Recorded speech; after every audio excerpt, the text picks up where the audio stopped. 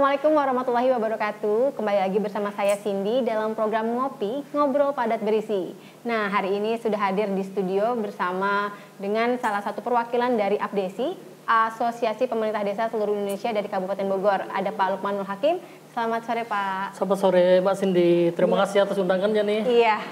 Masya Allah. Baik, Pak Lukmanul ini adalah ketua organisasi dan Ketua Biro Organisasi dan Kelembagaan APDESI Kabupaten Bogor. Nah, kemarin kita baru saja punya kepala daerah terpilih ya, Pak ya. Ya. Bupati Bogor dan Wakil Bupati Bogor terpilih ada Pak Rudi Susmanto dan Ade Ruhandi. Kita punya pemimpin baru, pastinya dari APDESI juga punya harapan baru yang diinginkan dari kepala daerah terpilih begitu. Nah, dari Pak Lukmanul sendiri, dari sisi APDESI ya, bagaimana APDESI melihat sosok Rudi Djaro sebagai kepala daerah yang baru gitu, Pak? Iya, pertama terima kasih atas kesempatannya. Saya sampaikan bahwa saya diutus oleh Ketua APDESI untuk kemudian bisa bincang-bincang di tempat ini. Sebuah kesempatan berharga tentunya. Dan kami atas nama APDESI mengapresiasi undangan ini. Ini menjadi ajang kita untuk terus belajar gitu ya. Karena desa harus terus belajar. Ya. Bicara tentang kepemimpinan baru, apalagi ini adalah dua sosok pemimpin pilihan warga Kabupaten Bogor yang jumlah penduduknya hampir 6 juta, begitu ya, 416 desa. Begitu ya, 19 kelurahan dengan APBD yang 11 triliun. Tentunya kan seksi gitu ya. Nah, kami melihat dua sosok pemimpin yang dihadirkan di Kabupaten Bogor, apalagi sekarang sudah dilantik. Pak Rudi sedang di Magelang begitu ya. Pak Ade Djaro menjalankan aktivitas pemerintahan. Kami dari APDESI sebelum Pak Rudi jadi sebelum menjadi Bupati Bogor, beliau kan Ketua DPRD Kabupaten Bogor. Kami sering berjumpa, kami sering ngobrol, kami juga sering audiens. Terkait dengan beliau, saya melihat bahwa sosok beliau adalah sosok ideal yang dihadirkan oleh masyarakat Kabupaten Bogor dengan kapasitas yang beliau miliki, pengalaman di DPRD sebagai Ketua DPRD, kemudian orangnya santun, lembut dan punya narasi. Ditambah dengan Pak Ade Djaro dengan latar belakang beliau sebagai dulu kepala desa, ketua DPRD juga kan, pernah juga kandidat bupati waktu itu kan sama Pak Rahmat Yassin. Artinya beliau punya pengalaman lapangan yang cukup mumpuni. Karena Kabupaten Bogor ini adalah desa begitu ya. Nah, beliaulah yang kemudian bisa bersinergi dengan Pak Rudi untuk kemudian membangun Kabupaten Bogor yang diharapkan oleh masyarakat Kabupaten Bogor agar desa-desa ini bisa lebih tersentuh begitu ya, sehingga cita-cita masyarakat Kabupaten Bogor bisa tercapai menjadi kabupaten termaju di Indonesia kan begitu. Apalagi sekarang juga malah targetnya itu harus jadi mandiri gitu Pak ya. Jadi bukan lagi hanya maju tapi harus mandiri, artinya bisa mensejahterakan masyarakat itu sendiri gitu ya. Betul, ada kuantum lah, ada peningkatan ya. Nah, ini kan dari pusat sendiri ada PR sebenarnya untuk kepala daerah terpilih begitu ya. Untuk Kabupaten Bogor sendiri tahun ini itu harus ada 30 kalau nggak salah 30 desa yang harus menjadi dari statusnya maju jadi mandiri dan ada 22 desa yang tadinya berkembang berubah menjadi maju begitu ya. Nah, ini dari Bapak selaku dari APDESI gitu ya melihat mungkin nggak di tahun ini itu bisa tercapai gitu loh target-target itu. Iya, saya dan kami bersama teman-teman APDESI punya optimisme bahwa desa-desa yang IDM-nya, indeks desa membangunnya itu dari tadinya berkembang menjadi maju atau dari maju menjadi mandiri, sebuah optimisme yang faktual saya kira, karena melihat progres yang kemudian dilakukan oleh pemerintah Kabupaten Bogor dengan adanya Samisade, bantuan keuangan ya sekarang istilahnya, itu justru memberikan sebuah ruang peningkatan IDM desa lebih cepat saya kira begitu ya. Ditambah lagi dengan saya melihat bahwa teman-teman kepala desa sedang concern terhadap kemandirian desa. Salah satu di antaranya adalah menghidupkan sektor-sektor ekonomi, UMKM, BUMDes begitu ya. Dan itu memberi sebuah optimisme baru bahwa target-target yang dihadirkan oleh pemerintah daerah untuk menjadi desa maju menjadi mandiri atau tadi berkembang menjadi maju, saya kira bukan isapan jempol, tapi insya Allah akan tercapai. Oke. Nah, ini kan sebelumnya sendiri kan setiap desa itu dari APBD dia ada namanya anggaran Samisade ya, sebesar 1 miliar. Nah, terus juga dengan kepemimpinan baru itu Samisade rencananya akan ditambah jadi 1,5 miliar. Sebelum ditambah begitu ya, sebenarnya anggaran 1 miliar sendiri pada saat waktu itu berjalan itu sebenarnya cukup apa enggak sih untuk benar-benar membangun desa, mewujudkan desa yang maju begitu Pak? Iya, kalau kita mau runut dari sejarah hadirnya Samisade ini, kan ini ide awalnya dari Ibu Ade Yasin begitu ya. Dan ini pertama kali di Indonesia bahwa Kabupaten Bogor lah yang mengawali tentang Samisade begitu ya, yang sekarang istilahnya bantuan keuangan. Saya melihat bahwa apa yang kemudian hari ini dirasakan oleh teman-teman kepala desa dengan hadir Samisade itu memberi sebuah optimisme, memberi sebuah semangat baru bahwa ternyata Pemda dalam hal ini punya punya kepedulian bahwa infrastruktur desa itu sangat memprihatinkan, begitu ya. Dengan hadirnya Samisade, ada banyak yang jalannya dulu mustahil atau mustahil, ya. Jadi jalan yang kemudian bisa diperbaiki begitu. Bahkan ada jalan yang kemudian mampu menghubungkan antara desa yang satu dengan desa yang lain, karena ada tadi program bantuan keuangan ini.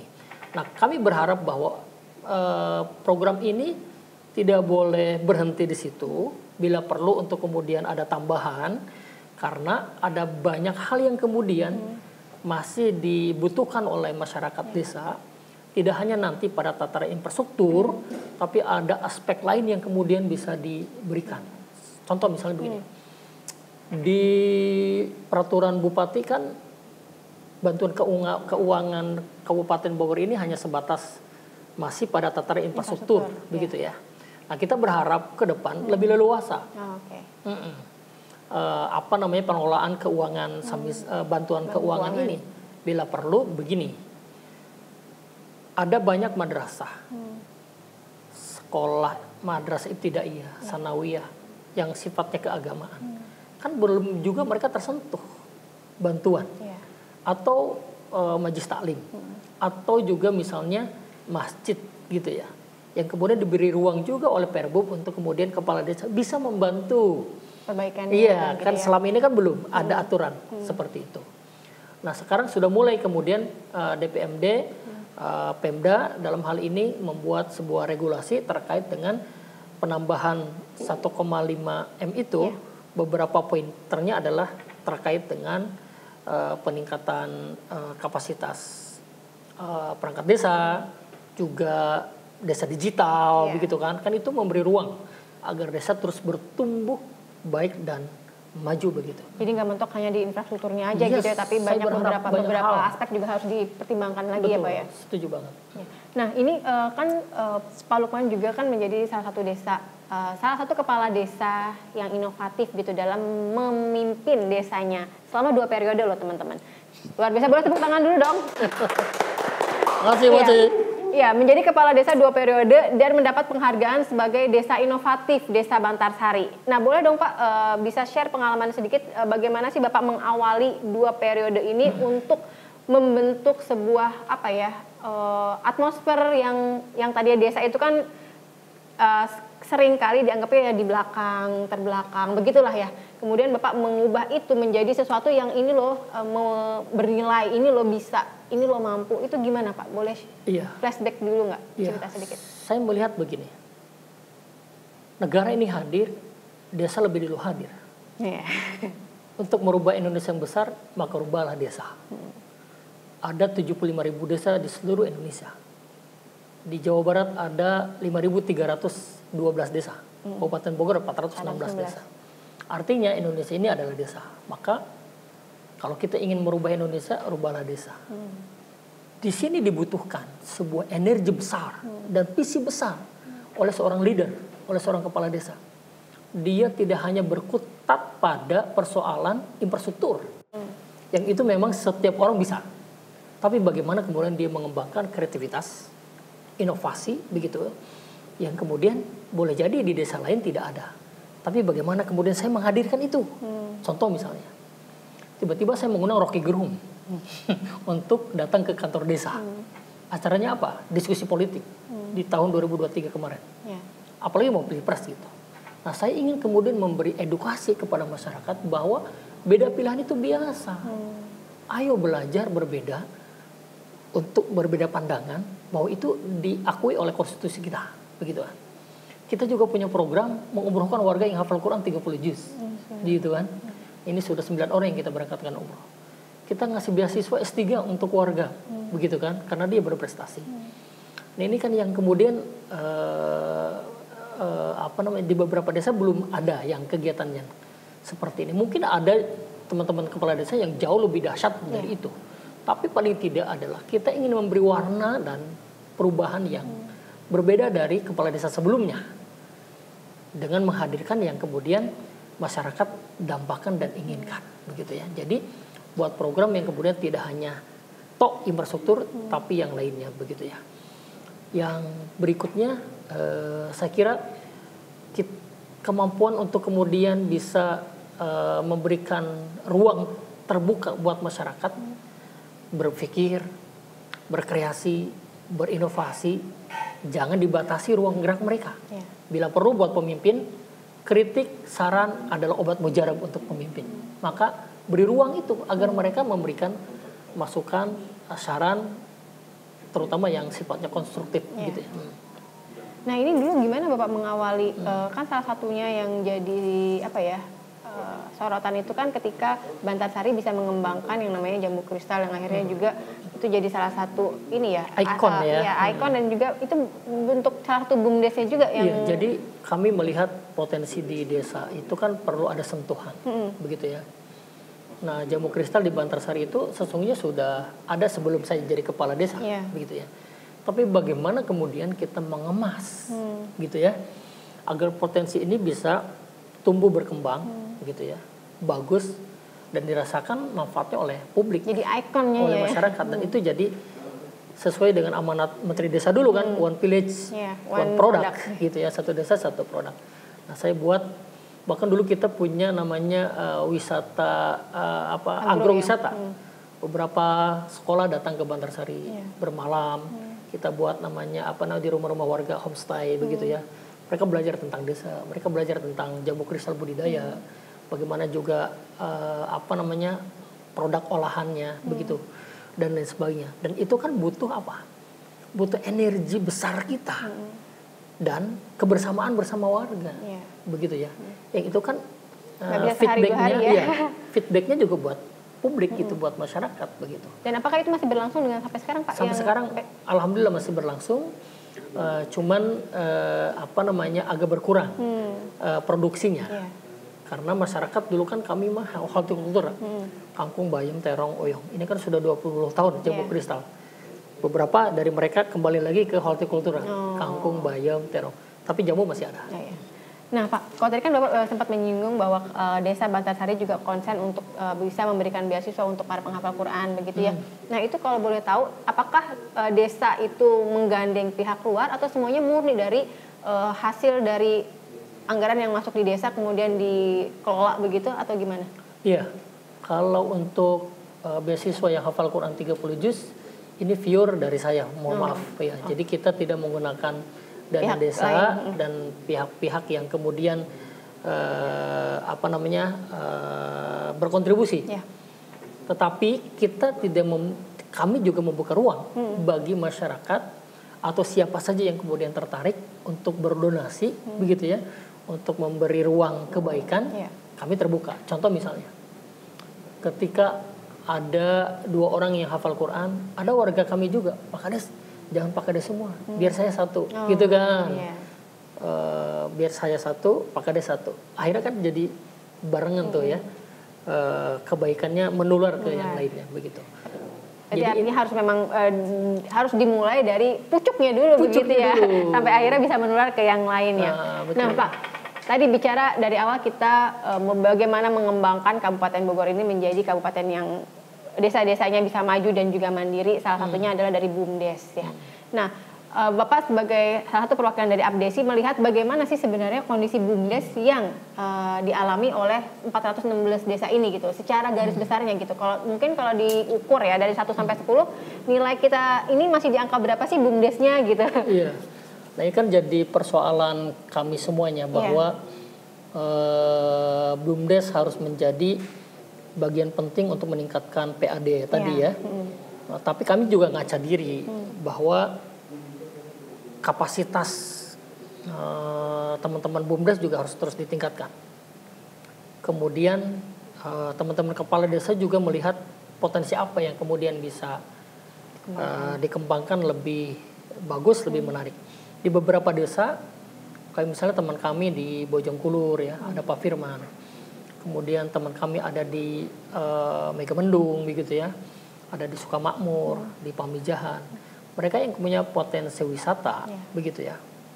Nah, mereka mendorong BUMDesnya lewat pariwisata itu. Nah, itu kan multiplier efeknya bagus begitu ya. Nah, akhirnya ketika kami ngobrol dengan teman-teman kepala desa, ya, ternyata terbukti begitu ya, peningkatan PAD-nya meningkat drastis. Apalagi misalnya ditambah di masyarakatnya, di desanya itu ada pasar desa. Beberapa pasar desa kayak Bojonggede, ya Bojongkulur yang punya pasar itu dikelola oleh BUMDes, sehingga peningkatan PAD-nya cukup signifikan dari situ begitu ya. Belum lagi dengan teman-teman yang lain di usaha BUMDes di pertanian begitu ya, di peternakan dan lain sebagainya. Tapi kan ini belum signifikan untuk kemudian menghasilkan PAD yang diinginkan begitu ya. Nah, kita berharap bahwa BUMDes menjadi leading sektor yang kemudian dari sisi ekonomi membantu PAD desa begitu ya. Tetapi tidak boleh dilupakan bahwa pendampingan BUMDes oleh pihak-pihak baik kampus atau pihak-pihak yang punya kepentingan terhadap desa itu harus terus dilakukan. Nah, selama ini kondisi gimana Pak? Masih mereka didampingi atau berjalan sendiri? Selama ini masih 50-50 berjalan normal biasa. Belum ada pendampingan yang secara berkesinambungan begitu ya. Mohon maaf, kita ada pendamping desa begitu kan. Mau ada pendamping desa kabupaten, pendamping desa lokal, pendamping desa kecamatan begitu ya. Kan tiap pendamping juga punya kapasitas dan kemampuan yang berbeda masing-masing, dan kami juga tidak bisa memaksakan begitu ya. Nah, kami amat sangat terbuka kepada siapa saja yang kemudian mau masuk ke desa, apalagi menjadi pendamping BUMDes begitu ya, agar BUMDes ini bisa maju berkembang. Why not? Kenapa tidak begitu, untuk terus desa ini diperhatikan kan begitu. Apalagi sekarang amanat Menteri Desa dengan makan gizi gratis begitu kan, dan ini peluang gitu ya untuk kemudian BUMDes bisa mengoptimalkan potensi itu. Nah Pak, bicara tadi BUMDes, beberapa BUMDes itu di beberapa daerah itu pariwisatanya yang ditonjolkan begitu ya. Tapi juga sempat di Kabupaten Bogor ini beberapa kali ramai masalah sektor pariwisata ini ternyata juga punglinya terlalu banyak sekali begitu ya. Bahkan beberapa kali viral gitu. Ini jadi PR sebenarnya untuk setiap masing-masing kepala desa, untuk masing-masing kepala desa dan juga pemerintah ya untuk harus bekerja sama. Iya, membina ini gitu ya. Di satu sisi ini ada potensi yang bisa menghasilkan PAD, di satu sisi ketika ini berkembang ada hal-hal yang di luar yang tidak diinginkan terjadi gitu, yang tadinya harusnya kesannya positif, ada pariwisatanya seru gimana, tapi akhirnya jadi tone-nya jadi negatif gitu ya, karena ada oknum pungli itu. Bapak ngeliatnya gimana ini? Iya, saya berharap bahwa dalam satu kesempatan ini kan mengganggu aktivitas begitu ya. Ambil dimakan Pak. Bahkan menjadi duri lah begitu ya. Walaupun semuanya ini kan bisa diselesaikan. Kalau kemudian mereka mau duduk bareng begitu ya, terlibat dalam pengembangan pariwisata dan dia menjadi bagian. Kan bisa dibicarakan itu, begitu ya. Tinggal bagaimana kemudian mau diskusi bareng, mau bermusyawarah bareng, begitu ya. Yang berikutnya, saya kira kita perlu ada pendekatan humanis ya. Tidak lantas kemudian kita, kan mereka juga adalah warga Kabupaten Bogor, yang harus juga diberi ruang juga, begitu. Nah, saya kira perlu ada pendekatan personal yang kemudian mereka merasa ini bagian dari mereka, bagian dari dirinya, memiliki. Ketika dia punya tanggung jawab, begitu ya, ini akan sinergi yang luar biasa, saya kira. Jadi harus membentuk sense of belonging terhadap desanya sendiri gitu ya, jangan sampai dia yang tadinya warga di situ jadi desanya jelek gitu ya gara-gara ulahnya gitu ya. Betul. Nah, beberapa waktu lalu juga ramai nih soal dari Abdesi itu ada usulan yang namanya penambahan mobil siaga ya. Mobil siaga, ada usulan penambahan mobil siaga di setiap desa. Nah, ini mungkin boleh dijelaskan gitu Pak, sebenarnya gimana sih asal muasal adanya usulan ini? Apakah memang mobil siaga yang selama ini sudah ada di desa-desa itu masih belum bisa mengakomodir kebutuhan warga gitu ya? Terus kalaupun ditambah, misalkan idealnya untuk satu desa itu memang berapa mobil sih gitu? Kalau dari kacamata Bapak selaku kepala desa yang juga mengurus warganya gitu kan? Iya, jadi kepala desa itu adalah bapaknya masyarakat. Semua kebutuhannya adalah ditimpahkan ke semua kepala desa, termasuk orang sakit, termasuk biaya pendidikan, atau bahkan ada suaminya datang ke rumah Pak Kades, istri saya melahirkan. Iya, kenapa istri mau melahirkan? Iya, pinjam mobil, atau kurang bayarannya, ya kan? Dia yang berbuat, kita yang harus bertanggung jawab. Cuman kan kita tidak begitu, kita ingin terus melayani masyarakat. Nah, kami mengapresiasi waktu pemerintahan Kabupaten Bogor memberikan bantuan operasional mobil siaga desa namanya. Di zamannya Bu Nurhayanti waktu itu, saya masih ingat di 2015 saya sudah dapat mobil siaga desa. Sebelumnya kami kan belum punya mobil. Apa yang dilakukan kepala desa sebelum punya mobil siaga desa? Mobil pribadinya. Saya dan merasakan itu. Ketika saya mau berangkat kemana, Pak, pinjam mobil, warga sakit, kita kasihkan. Yang menarik adalah saya mau nganter anak saya sakit, ya, sama istri. Warga datang, Pak, pinjam mobil. Akhirnya apa? Kita menyerahkan mobil ini. Silakan bawa mobil, kita naik angkot. Iya, saking kita ingin memberikan yang terbaik buat masyarakat, begitu. Nah, dengan hadirnya mobil siaga desa, buat kami itu sebuah apresiasi luar biasa, dan itu digunakan secara optimal oleh warga. Tapi perlu diketahui, kan warga mah begini, mohon maaf begitu ya, kan kadang-kadang juga bensinnya dari kepala desa gitu kan, supirnya juga disiapkan oleh kepala desa. Nah, di satu sisi, yes, itu kemudian menjadi tanggung jawab kita, tapi di sisi lain juga ada juga warga yang kemudian perhatian begitu ya, dengan kemudian digunakan bensinnya diisi sendiri, kan alhamdulillah begitu ya. Tapi dengan begitu warga terbantu sekali dengan adanya mobil siaga desa itu, mobilitasnya luar biasa. Kadang tidak cukup satu, saya pernah merasakan itu, di sana sakit, di sini sakit. Rebutan jadi mobil siaga, jadi rebutan. Akhirnya pakai mobil pribadi kepala desa begitu. Apalagi mohon maaf, desa-desa kita di Kabupaten Bogor itu ada desa yang jumlah penduduknya itu lebih dari 30.000, bahkan lebih dari 50.000, begitu. Coba gimana kita mikirnya begitu, apalagi yang luasnya 3.000 hektar begitu ya, penduduknya banyak. Nah, aksesnya jauh. Nah, ini mohon difahami secara objektif. Jadi jangan melihat kok Kades minta terus begitu ya. Kepala desa minta fasilitas yang enak begitu ya. Kan itu bukan buat kepala desa. Buat masyarakat begitu untuk digunakan, kan begitu. Yang berikutnya saya kira Ketua Abdesi melontarkan itu adalah sebuah usulan begitu Bu ya. dengan melihat kondisi mobil sudah dari 2015, kan begitu. Tidak untuk kemudian hedon, tidak untuk kemudian gaya-gayaan, apalagi di tengah pemerintah pusat sedang melakukan efisiensi, begitu ya. Kita tidak ke arah sana sesungguhnya, ke arah bagaimana kemudian kita ingin puas melayani warga. Arahnya ke situ sesungguhnya, titik tekannya, bukan pada tataran untuk kemudian Kades meminta semua fasilitas. Itu yang perlu dicatat. Mungkin itu yang perlu di note ya. Jadi bukannya Kades pengen mobil baru gitu, bukan. Jangan sampai salah begitu ya. Itu dia. Nah, terus baru-baru ini juga kan Abdesi juga melakukan touring singkat ke daerah Baduy. Sambil dimakan Pak, boleh? Iya. Touring singkat ke Baduy, itu kalau boleh tahu Pak, itu kenapa sih harus milih Baduy gitu? Emang apa sebelumnya emang ada yang dituju gitu pengen ke Baduy? Iya, kita kan dapat informasi itu dari teman-teman kepala desa yang berbatasan dengan Kabupaten Lebak ya, terutama Jasinga. Iya.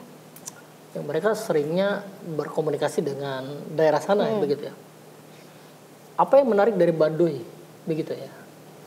Nah, karena isu yang sangat hangat di nasional adalah isu ketahanan pangan, maka yang terdekat adalah Baduy.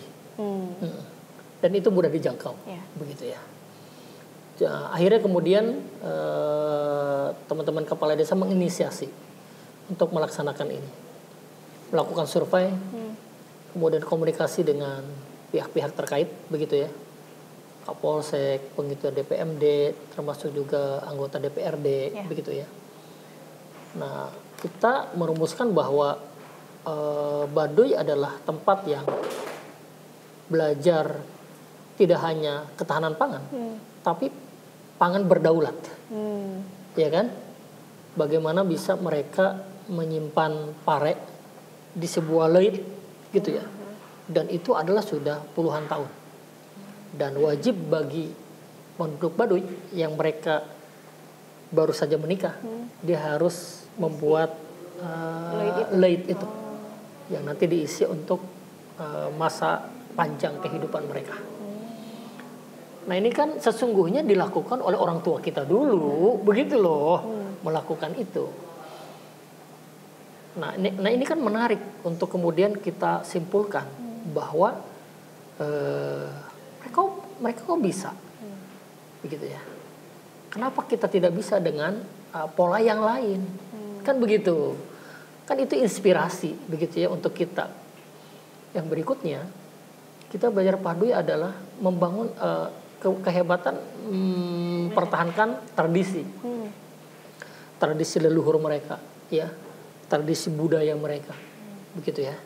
Tidak boleh masuk televisi, tidak boleh masuk speaker, ya. Tapi saya kemudian aneh, tanya kepada Jaronya, Jaro itu Kades kan, situ. Pak Jaro, kenapa handphone bisa masuk? Kok handphone boleh begitu ya? Oh, ini beda lagi katanya.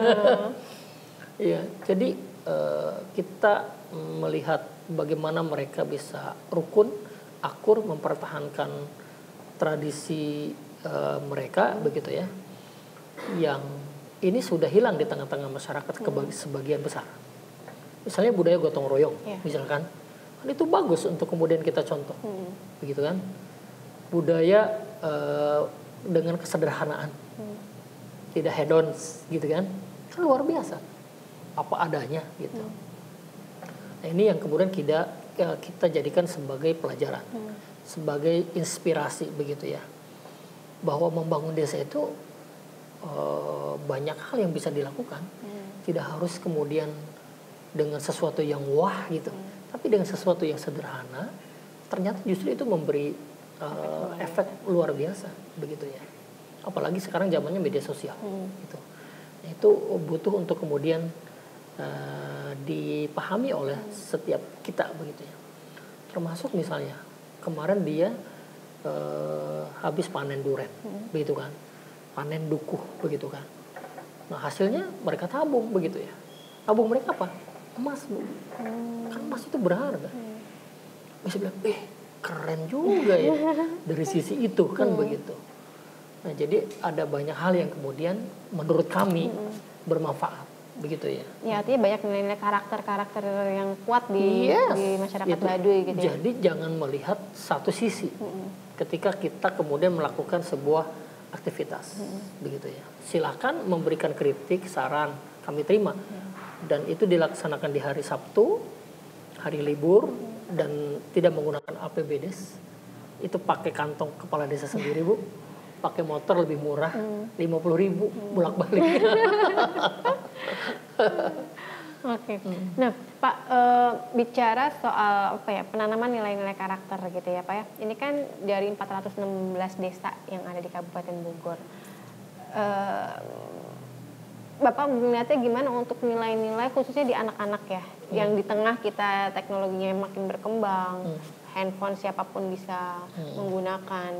Bahkan beberapa Kabupaten Bogor ini beberapa kali ya saya ada berita pemberitaan yang tidak mengenakan begitu ya, masalah kekerasan seksual yang terjadi di beberapa desa di pelosok-pelosok sana.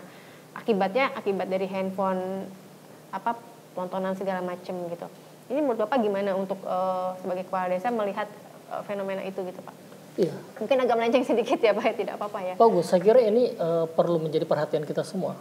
Dan tidak hanya pada pemerintahan desa, tapi dari pemerintahan pusat. Yeah. Saya mendengar di DPR sedang dimasukkan terkait dengan undang-undang pembatasan penggunaan teknologi, penggunaan handphone terutama, begitu ya.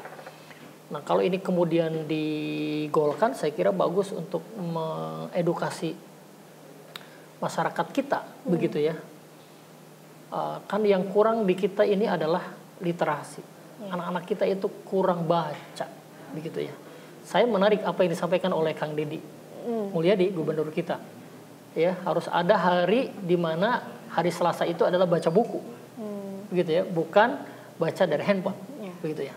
Nah, itu kan sebuah terobosan-terobosan yang saya kira kita perlu untuk kemudian membatasi diri dengan media sosial, gitu. Apalagi anak-anak. Nah, kalau ini tidak dibatasi, begitu ya, ini akan menjadi sebuah ledakan dahsyat terkait bom waktu perilaku anak-anak kita. Nah, ini harus ada pembahasan khusus, saya kira, menghadirkan ahli psikologi anak, ahli tentang kebijakan publik, begitu ya. Nah, ini harus juga kemudian dimulai dari kita. Mulai dari mana? Dari diri kita sendiri, dari rumah kita. Nah, setelah kita kemudian mampu bisa membatasi ruang gerak kita dengan handphone, ada jam-jam tertentu, disepakati dengan anak-anak kita, dahsyat. Kalau itu kemudian keluarga ini melakukan hal yang sama, keluarga ini melakukan hal yang sama, kan itu bisa dibuat sebuah kesepakatan nilai bersama satu RT misalkan, buat aturan mainnya. Dari jam 6 sore sampai jam 8 malam tidak boleh menggunakan handphone. Puasa handphone gitu. Puasa handphone. Dibuat perdes, peraturan desanya. Wah, saya kira itu sesuatu. Tapi mudah-mudahan kita akan mulai. Saya coba akan mulai menyampaikan kepada masyarakat, kepada Pak RT, Pak RW. Yuk Pak RT, kita duduk bareng. Bagaimana kemudian kita bisa membatasi anak-anak kita tentang candu terhadap gadget, ya terutama main game online ya. Sampai judol segala macam. Nah, ini harus dimulai itu bahayanya ketika permainan itu disisipkan dengan hal-hal yang judul-judul tadi itu yang membahayakan gitu, Pak. Kalau setiap desa itu membuat perdes tentang pembatasan ini, Bu. Cakep. Ya kalau dulu saya masih ingat banget zaman saya kecil itu abis maghrib itu semua anak-anak tuh serempak ya, nggak ada yang keluar rumah dan semuanya pada ngaji di majelis gitu ya. Alif, fatah A, alif gitu kan masih ada bacaan itu. Sudah tidak terdengar lagi suara-suara itu. Semuanya sudah sibuk dengan handphone yang masing-masing. Kita gitu. aja di keluarga makan, handphone, begitu. Siapa tuh? Iya kan. Ya, orang tuanya kemana? Nah, memang harus dibiasakan dari rumah ya, Pak ya. Iya, dari diri kita. Yuk kita mulai dari diri kita masing-masing, dari yang terdekat. Nah, bicara soal handphone dan medsos, ini medsos kemarin juga ramai ini. Lagi-lagi Kabupaten Bogor dan berurusan dengan salah satu kepala desa yang mohon maaf mungkin agak menyampaikan bahasa yang kurang enak didengar sampai akhirnya menjadi viral gitu loh. Perkara nasi box, teman-teman. Nah, itu mungkin kita juga boleh bertanya dengan Pak Lukman ya. Pak Lukman ini bagaimana ini Pak Lukman sebagai perwakilan dari Abdesi melihat salah satu kejadian yang tidak patut ditiru, tapi ini akhirnya sudah menyebar. Salah satu kades yang mengapa ya bahasanya, melakukan ucapan yang tidak pantas terhadap nasi box yang didapatkan saat pelantikan Bupati Bogor kemarin, begitu Pak? Iya, pertama atas nama pribadi dan teman-teman kepala desa, mungkin Abdesi ya, nanti akan ada pernyataan resmi dari Abdesi, begitu ya. Saya mungkin mengatasnamakan pribadi permohonan maaf yang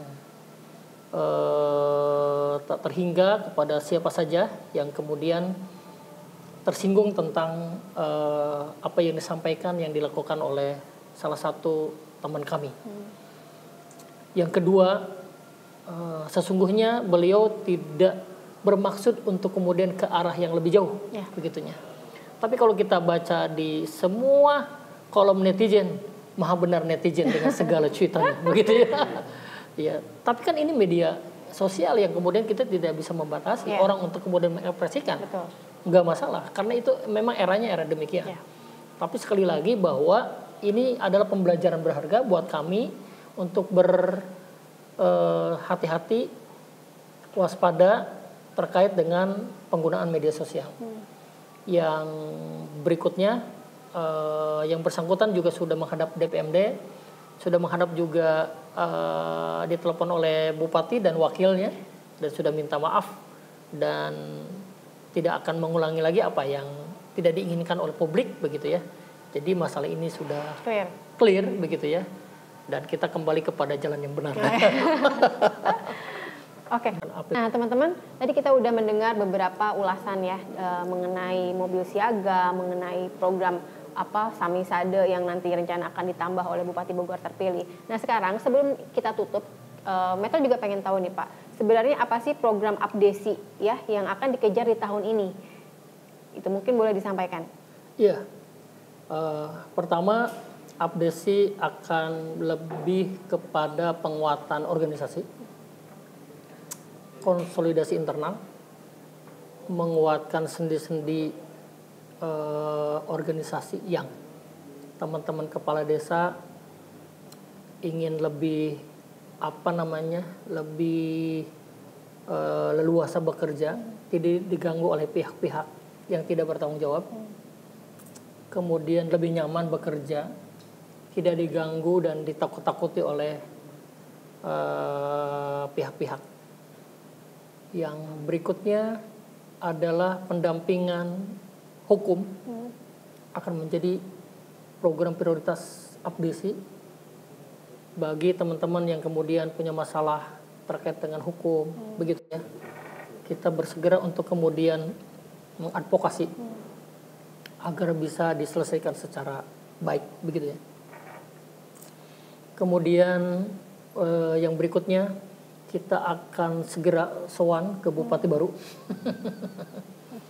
Berdiskusi dengan Pak Wakil juga, ingin mendengar apa yang diharapkan oleh pemimpin baru kepada kepala desa, dan apa harapan kepala desa untuk 5 tahun ke depan, Bupati dan Wakil Bupati. Kita akan sampaikan itu, begitu ya, bahwa desa pun ingin berkontribusi kepada Kabupaten Bogor dengan potensi yang dimiliki oleh setiap desanya, begitu ya. Kita ingin menyampaikan kepada Bupati dan Wakil Bupati bahwa narasi tentang desa adalah narasi yang sangat panjang. Tidak akan pernah Bupati membangun dan membuat program kecuali melibatkan desa, begitu ya. Selalu akan terkait dengan desa, begitu ya. Maka kami akan support juga pemimpin baru ini, Pak Rudi dan Pak Ade Jaro, untuk bekerja secara baik, begitu ya. Kami akan mendukung apa yang diprogramkan, dan kita berharap menunggu kejutan-kejutan dari pemimpin baru ini untuk desa. Tapi yang lebih luas lagi adalah untuk masyarakat Kabupaten Bogor. Dan kami percaya bahwa 2 leader pemimpin baru ini punya potensi masing-masing, punya kapasitas masing-masing, yang satu tujuan untuk membangun Kabupaten Bogor jadi mandiri dan termaju di terbaik di Indonesia, insya Allah. Iya, itu tadi obrolan singkat kita bersama perwakilan dari Abdesi, Bapak Lukmanul Hakim. Semoga apa yang tadi disampaikan bisa dipetik hikmahnya, bisa diambil yang positifnya. Sekian, terima kasih untuk kebersamaan kita. Sampai jumpa di lain waktu.